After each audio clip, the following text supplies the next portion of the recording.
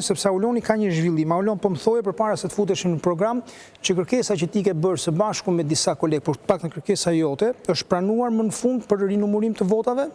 Sepse jeni disa persona, ne dje kemi trajtuar këtë çështje, sekretari zgjedhori i Partisë Demokratike që ishte në studio Ivi Kaso tha që edhe ka pasur dhe një diskutim në studio, sepse ishin juristat që ishin dje, ishte Artan Lazde, ishte Jordan Daci, ishte Ivi Kaso, Neritana Libali. Pra diskutimi ishte nëse duhet zbatuar kodi zgjedhor në gërm që nuk njeh si subjekt zgjedhor kandidatin, por një forcën politike dhe në këtë mënyrë duhet që çdo ankesë të kaloj përmes forcës politike dhe jo kandidatit, apo frymës kushtetutës që e mbronte Jordan Daci që thoshte kasi duhet bënte një interpretim tjetër. Ky ka qenë diskutimin. Kur ka ardhur puna te kërkesat ankimore që ju si kandidat Partisë Demokratike keni bërë, jeni ju, është Ali Mehmeti, janë kolegë të tjerë, Ivi Kaso nëzori një mesazh zotit Berisha, në nëzori televizor që thoshte, ne nëzori një sinkron zotit Berisha nga konferenca për shtyp, që do ta bëjmë këtë gjë dhe i kemi instruktuar që të kalojmë përmes Partisë Demokratike, sepse forca politike fillimisht kërkon pavlefshmërinë dhe pastaj kalon tek kërkesa ankimore e kandidatëve. Tani çfarë ka ndodhur me ju sot, jo më larg se sot, që ju mundet të rinumëroni votat në qarkun e Durrësit ku ju keni kontestime? Është e vërtet, pra i gjithë debati është midis legitimitetit kandidatit apo të subjektit politik këtë radhë. Unë personalisht jam që duhet legitimohet kandidati, sepse unë kam dalë aty në listë hapur dhe kam kërku vota personale dhe unë kam objeksionet e mia. Kam qenë kandidati i parë në Republikën e Shqipërisë që kam kontestu rezultatin e zgjedhjeve, unë kam bërë një seancë paraprake me Kasin me datën 14 maj, ku Kasi ma ka rëzuar për arsye procedurale duke më thënë që pa u shpallur rezultati final nga Komisioni Shtetëror i Zgjedhjeve nuk mund të drejtohesh dot neve.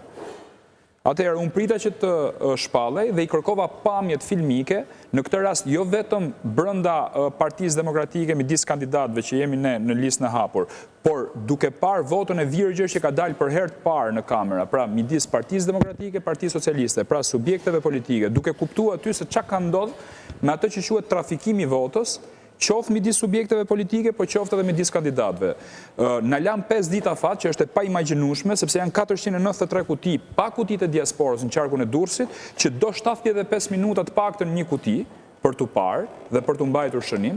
Kështu që arrita të shikoj bashkë me stafin tim të vullnetarëve, cilët punum ditë e natë, diku te 40 kuti, më pak se 10% kutive dhe aty pam se si ishte trafiku vota dhe kemi objeksionet tona qoftë tek vota Parti Demokratike, Parti Socialiste, qoftë edhe te vota midis kandidatëve se si kandidatë saktuar ishin rritur në mënyrë artificiale për të arritur një rezultat saktuar. Që ta kuptoj, një votë e cila ka qenë fjala bie për PD-HM. Pra ka qenë vetëm për subjektin zgjedhor, Partia Demokratike, Alanca Shqipëria Madhështore. Dhe gjithë lista preferenciale ka qenë e pashënuar. Në atë moment i është vend dikujt tjetër brenda partisë, kjo është ideja? Jo vetëm ajo. Aty kishin domethënë perla tilla, domethënë është kutia kjo, këtë lloj forme, nga shpejtësia nuk ishte vënë X-i këtu, po ishte vënë vetëm një vizë kështu, në këtë lloj mënyre, pra nuk e di nëse e kap kamera. Po, e kap kamera, e kap. Këtu ishin diku te 50 fletë në këtë lloj forme. Kjo ka ndodhur në qarkun e Tiranës, kjo që po them, se kam pa dhe qarkun e Tiranës si pjesë video. Tani ç'a ndodh? Përveç kësaj, ka ndodhur kjo në mënyra tjetër. Kjo është vota e Aulon Kalas. Dhe ti mendon që kjo gjë është bërë në proces numërimi? Po patjetër. Po ligjërisht numëruesit nuk duhet të kenë fare sërlaps. Po tani hajde ta gjejmë këtë problem. Para se filloj procesi numërimi nuk lejon as tavolinë. Mënyra tjetër se çka kam parë, domethënë është kjo gjëja tjetër, që kjo është vota e Aulon Kalas, këto janë votat e Endrit Xhafos. Janë 4 të Endrit këtu. Se pra procesi numërimit ka qenë i tillë, numëroheshin një herë PD-PS, mbylleshin kutitë dhe hapeshin për herë dytë votat e kandidatëve apo jo. Pra kjo është vota e Aulonit. Këtu kjo vota e Aulonit, kur në proces verbal që u mblidhnin votat kalonte këtu te Endri. Dhe Auloni dilte me 0, Endri dilte nga 4 shkonte në 5. Kjo është forma tjetër. E marrjes në tavolinë kjo, sy për sy. Dikush tjetër, akoma më i trash e bonte në këtë lloj mënyre. Pra e merr votën këtu dhe e fuste në mes. Do të thënë pa fare në një merak që ka kamera lart, ka vëzhgues. Prandaj kam këmbul personalisht që këta antarët e Kasit nuk duhet na sillen si nenë xhi, që janë aty për të lexuar nenin. këtu duhet jetë edhe triumfoj fryma e kushtetutës për një proces të rregull. Pse e keni me kasin dhe se keni me partitë, sepse ata janë juristë të vendosur nga partitë. Unë përshëndes kasin njerëz sot se kam majti qëndrim shumë të mirë dhe unë po shkoj drejt fitores, domethënë drejt hapjes kutive nesër.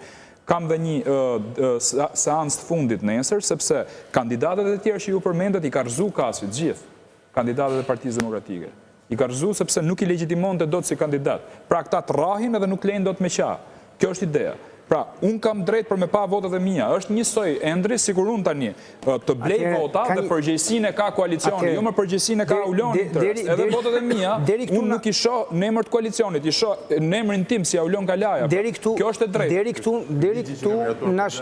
Po pra jam kundër ligjit, po them. Po ndërkohë ky është ligji. Ore, unë jam kundër ligjit. Kodin këtë rast është në këtë formë. Shikoj, nuk mund prevaloj kodi për balë kushtetutës. Proceduralisht, kjo është procedurë. Të lutem edhe herë, në rast se do të futemi në procedurë.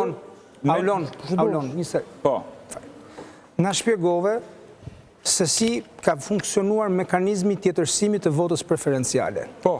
The dhe unë e thash dhe dje kemi thënë që shumë kandidat të ishin 7 mos gaboj që kishin nga Partia Demokratike, që kishin apo 6 që kishin kërkesat të tyre të kësaj natyre. Di që Ilir Ali Mehmeti e ka quar në apel, po dhe në apel mendohet të bjeri sepse është këtë çështja e legjitimimit. A mund të na sqarosh momentin pse ti ke arritur një fitore sot dhe çfarë do ndodhi? Pra çfarë ndodhi nga ana teknike ose ligjore që ti përbën një rast të veçantë? Unë kam bërë disa ankimime. Pra të thash dhe herë, kam qenë kandidati që kam pas dëshirën më të madhe për me i hap kutit, sepse unë jam njëri që kam një lloj raporti me të vërtetën dhe unë e di se çka kanë kutit aty, prandaj kam ngul. Tani ç'a ndodh? Kam bërë një ankimim si person, si Aulon Kalaja, si kandidat. Kam bërë një ankimim me PD-n, që do shqyrtohet nesër, do marr pjesë nesër aty në orën 3. Ata kanë kërkuar edhe pavlefshmërinë e zgjedhjeve, po ndër xhepat e tjerë të ankesës janë dhe faktet e mia që unë i kam dorëzuar me kutin. Filan kuti janë vjedh kaq votën, filan kuti. Atë që thoshte Berisha që fillimisht partia forca subjekti politik kërkon pavlefshmërinë dhe pastaj, përveç kësaj, unë pata bërë dhe një ankesë para ca ditësh kur urzu Ilir Ali Mehmeti me Partinë Balli Kombëtar Demokrat si pjesë e koalicionit.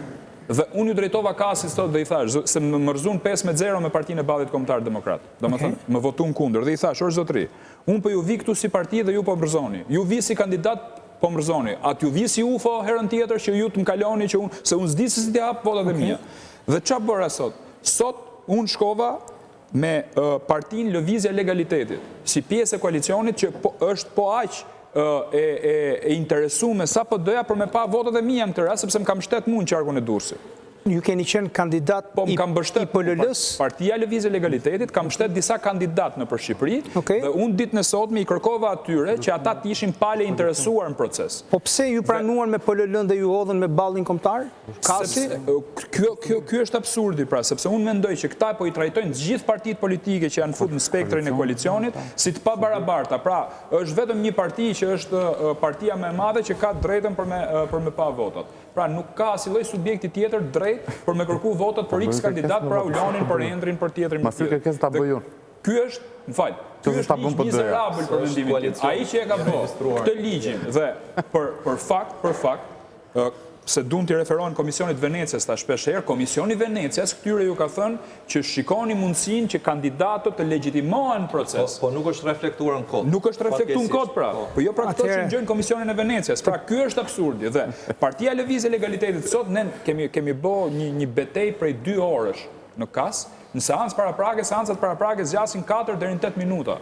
Kanë hyrë 2 orë ata dhe nuk merreshin dot vendim për këtë çështje. Gjithsesi unë duhet t'i përshëndes nga kjo studio. Dhe si përfundim, çfarë vendimi morën? Që nesër ne vendosim përfundimisht për kutit, por unë gjykoj që ne jemi drejt hapjes kutive në Durrës. Sa kuti do hapen? 10 si është? Gjitha kutit hapet me kampion. Jo me kampion, jo. Unë kam kërkuar hapjen e të gjithë kutive, jo me kampion. Po them si operon KQZ-ja. Unë kampionin e dërgoj unë herë.